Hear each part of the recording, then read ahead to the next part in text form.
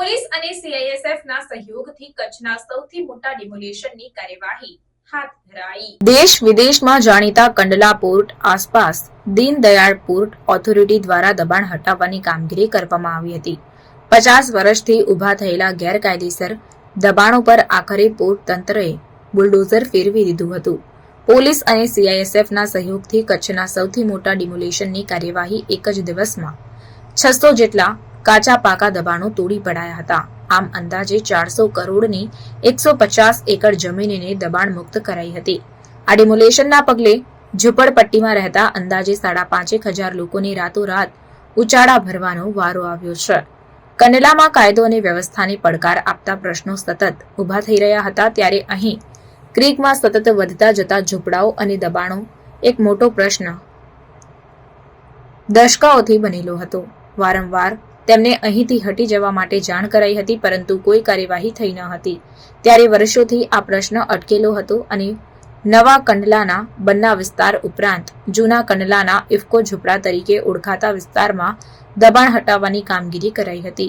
કંડલામાં Deendayal port authority દ્વારા સમુદ્રી ખાડીને સમાંતર કોસ્ટલ લેન પર અંદાજે 150 એકર જમીન પર ગેરકાયદેસર બની ગયેલી બન્ના ઝૂંપડપટ્ટીને હટાવવા મેગા ડિમોલિશન ડ્રાઈવ હાથ ધરાઈ હતી।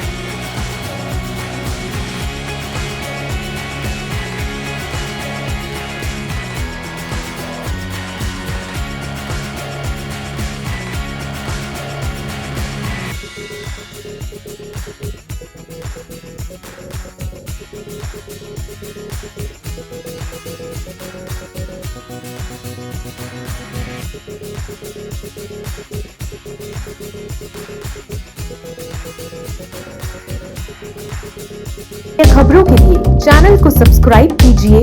खबरों का नोटिफिकेशन पाने के लिए बेल आइकॉन को जरूर दबाएं।